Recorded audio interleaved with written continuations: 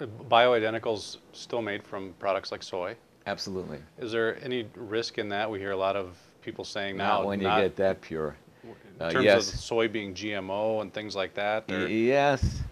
Well, good question.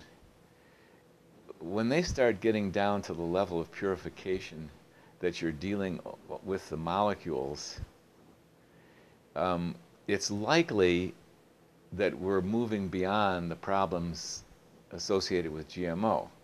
Now, the truth is, I don't know the answer to that.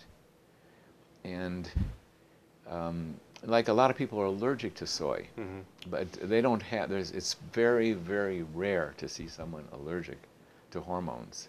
Okay. It does happen to bioidentical hormones. It does happen, but it's extremely rare.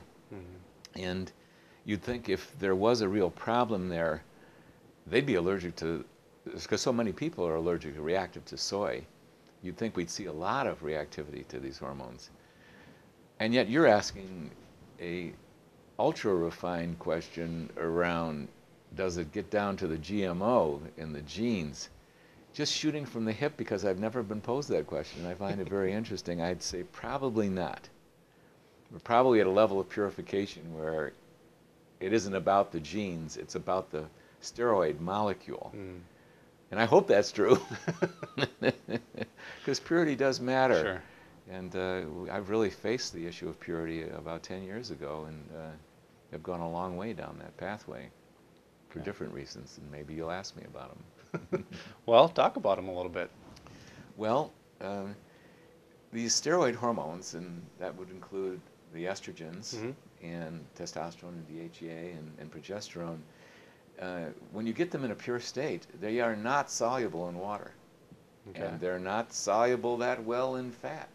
Hmm. And in fact, in order to dissolve them, you've got to have some very aggressive chemicals to get them into solution. Hmm. And the creams and gels that women are receiving from pharmacies, when you open up that jar and you look at 80 grams of gel in there, theoretically, that estrogen, let's say estradiol or Biest, is perfectly dispersed in solution in that gel.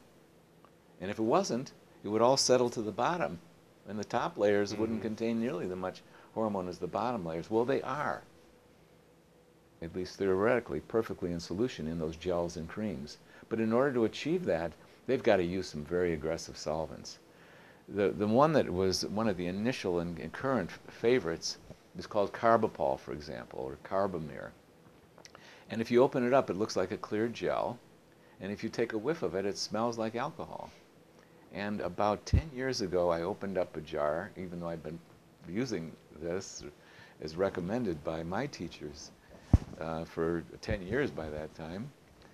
I went, gosh, I'm having women apply this to their skin twice a day, and this has got a real smell of alcohol to it. How good is that for the skin? How Mhm. good is that for the women? And then I started doing some research, and I started seeing carbapol is probably the least of the problems, but as you get into the more aggressive patches and these new pharmaceutical gels, you see a list of chemicals that are also in the carrier. That's what those are called. Mhm. So you have hormone plus carrier, and the hormone goes into the carrier, and there's about 400 times as much carrier as there is hormone. Hormone. There's only milligrams of hormone sitting in 80 grams, for example, of carrier. So by far the greatest thing that the women are getting exposed to on a chemical basis is the carrier. And you start looking at, like for example, the pharmaceutical companies produce a bioidentical estradiol in carbapol. What did they choose? Three of the major products out there are in carbapol gel. But when you look a little further, you see there's other chemicals in there. And there's things like ethylene and diethylene glycol and propylene glycol. And when I was a late teen and in my early 20s, I loved to work on cars, my own cars. Mhm. And I never mind getting my hands dirty with the oil and stuff like that. But the one job I did not like was emptying that radiator, because the antifreeze was caustic to the skin. Mhm. And I don't know if you ever did that, but it Mhm. was weird, that Mhm. stuff. It was way too strong. And what that antifreeze is propylene glycol. And why did they put it in there? Because it really does bring things into solution. Hmm. But it's, so I started seeing the chemical nature of some of the stuff being used out there, And I went, I don't like this. This doesn't feel good to me. Do no harm type thing. Mm-hmm. Most women, we get such toxic exposures that what's a little more toxicity out there, but I don't want to be part of that. So I started seeking other solutions, and we have one. And so the main carrier that we use these days is a proprietary blend of oils that do not get rancid, are 100% organic, certified organic oils, and that's what we're using. So when the pharmacist puts the hormone into this bottle of oil, it sinks to the bottom. And the big difference is women have to shake that bottle to get it up into suspension, which it does very well, and then they put it on their skin. And a pharmacist once said to me, who was making this up for me, he says, "Why don't we get that into solution?"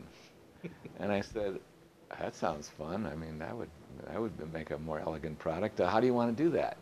And he says, "Well, I'd like to use a little propylene glycol." And I went, "Oh yeah, that's the very thing." I thought he had some magic thing that Back to where he started. He has to use a solvent. Yeah. Well, what is a solvent? It comes from dinosaurs or from oil or whatever, gasoline or something like that, or some of these chemical names you don't want to read. So that's the purity issue that we're dealing with. And the particular oil that we use is wonderful for the skin. Women love it. It's a part of the blend in there has this oil that's used by many massage therapists because it's such an excellent oil. So we're very proud of that. It's been a major advance in putting all that together.